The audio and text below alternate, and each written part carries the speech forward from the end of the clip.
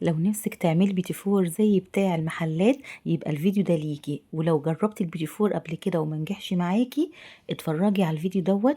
مقاديره مظبوطة 100%، وهيطلع معاكي أحلى بيتي فور هش وناعم بيدوب في البق دوب. هيطلع معاكي تحفة جدا. لو انت أول مرة تشوفيني، أنا ياسمين سعيد من مطبخ ياسمينة. معايا المقادير: كيلو من الدقيق، معايا 3 بيضات، و200 جرام من السكر، و750 جرام زبدة تكون مرهمية جدا زي اللي انت شايفاها، ومعايا طبعا فانيليا. اول حاجة انا هاخد من الدقيق 3 معالق علشان المقدار يبقى مظبوط. هنشيل 3 معالق من الدقيق على جنب، مش هستخدم الكيلو كله. زي ما انا بقولك اعملي المقادير دي هتطلع معاكي مظبوطة جدا. هنجيب العجان او بايدك او بمضرب بيض اللي موجود عندك استخدميه. هننزل بالسكر وعليه الزبدة وهنضربه كويس قوي لحد ما يعمل معانا خليط كريمي لونه ابيض فاتح زي لون الكريم شانتيه بالظبط، زي اللي انت شفتيه قدامك ده. مقاديره سهلة وبسيطة. طبعا هنزل بالبيض بيضة بيضة عشان الزبدة ما تفصلش معايا، وهنزل عليها طبعا بالفانيليا. لو انتي عندك الفانيليا اكياس، على كل بيضة كيس فانيليا. بعد ما انزل بكل بيضة بضرب بعديها ضربتين كده، وبعدين انزل بالبيضة اللي بعدها. كده انا خلصت الثلاث بيضات، هضرب اخر ضربة وبعد كده هغير السلاح بتاعي.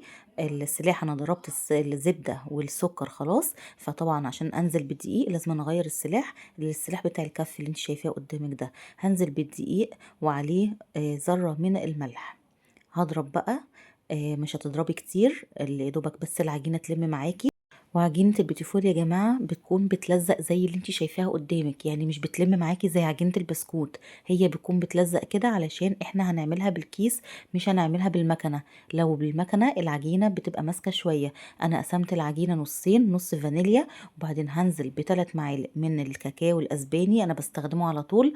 وهضيف عليه معلقة كبيرة من الزبدة عشان بعد ما هضيف الكاكاو هيبقى معايا العجينة متماسكة شوية، وانا عايزاها عجينة بتلزق زي الفانيليا بالظبط.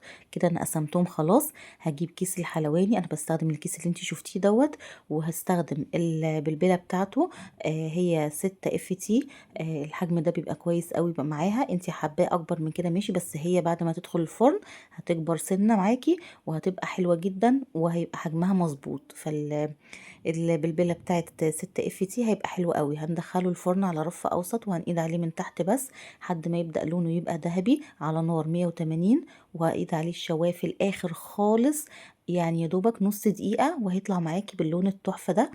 وطبعا اول ما هتقيدي عليه من فوق انت ماسكه الصاج بتاعك عماله بتلفيه علشان كله ياخد نفس اللون. كده انا جبت الحاجات اللي انا هزين بيها. عندي فستق مجروش، عندي لوز سليم، اي حاجه، جوز هند، اي حاجه عندك مفيش اي مشكله. دي مربى مشمش انا بحب احشي بيها البيتي فور. وجبت بديل الكندر وبديل البيستاشيو، وضفت عليهم شويه من الشوكولاته البيضاء علشان اغلف بيه البيتي فور بتاعي. دلوقتي انا حشيت المشمش، وبعد كده هبدأ ان انا اغطسه في الشوكولاتة البيضاء زي ما انت شايفاه كده. وبعد كده هنزل بالفستق المجروش، هنزل عليه على الشوكولاتة البيضاء زي اللي انت شايفاها كده بالظبط، وهيطلع معانا بالشكل اللي انت شايفاه. دلوقتي هنحشي بقى شوكولاتة في البيتي فور اللي هو بالكاكاو. هنحشيها ونسيبها تتماسك، وبعد ما تمسك في بعضها وتلزق هنبدأ ان احنا نزينها من بره. برضو هعمل نفس الكلام في البيتي فور الفانيليا. التزيين انت حرة فيه، اعملي اللي يعجبك. انا هغطسه كده في الكندر وبعد كده هطلعه واسيبه لحد ما ينشف شوية. وهعمل نفس الكلام في البيستاشيو. انا سايبالك حرية التزيين حسب ما انت عايزة. ممكن تستخدمي سوداني مجروش وتعمليه في الشوكولاتة وبعدين تعمليه من بره. ممكن تستخدمي جوز هند، اللي يعجبك، شوكولاتة فرماسيل، اي حاجة اللي انت عايزاه زيني بيه. انا بس بديك الافكار وانت بقى عايزة تمشي عليها، عايزة تغيري فيها اللي يعجبك اعمليه. انا جبت كده الورق اللي هو المذهب، انا حبيت ان انا ازين بيه جنب اللوز، ونفس الكلام جنب الفستق برضو. امشي على المقادير مظبوط، المقادير هتطلع معاكي مظبوطه جدا. زي ما انت شايفه النقشه بتاعت البيتي فور ما راحتش، ما فرش معانا، ما فيهوش اي حاجه، ولا السمنه بتاعته او الزبده بتاعته حسينا ان هي زياده ولا اي حاجه. المقادير كانت مظبوطه 100%. زي ما انا قلتلك كيلو دقيق هتشيلي منه 3 معالق من الدقيق على جنب. وبعدين هتستخدمي 3 بيضات، وهتستخدمي 200 جرام من السكر البودرة، وهتستخدمي 750 جرام من الزبدة. في ناس عايزة تبدل الزبدة بالسمنة، مفيش اي مشكلة استبدليها، بس هو طبعا البيتي فور الاساس بتاعه ان هو يتعمل بزبدة. جربيه وامشي على المقادير مظبوط، هيطلع معاكي احلى بيتي فور ملوكي في الدنيا بجد. يعني مقاديره مظبوطه جدا جدا جدا، يعني عن تجربه. وطلع معانا كده البيتي فور بعد ما كنا خلصنا خلاص، وما خدش مننا وقت على فكرة زي السابليه. تزيينه سهل وبسيط، وأفكاره سهلة، ومقاديره مظبوطة. وطريقة التسوية بتاعته قلنا على رف أوسط، وهنقيد من تحت بس على درجة حرارة 180، وهيقعد معاكي في الفرن حوالي تلت ساعة.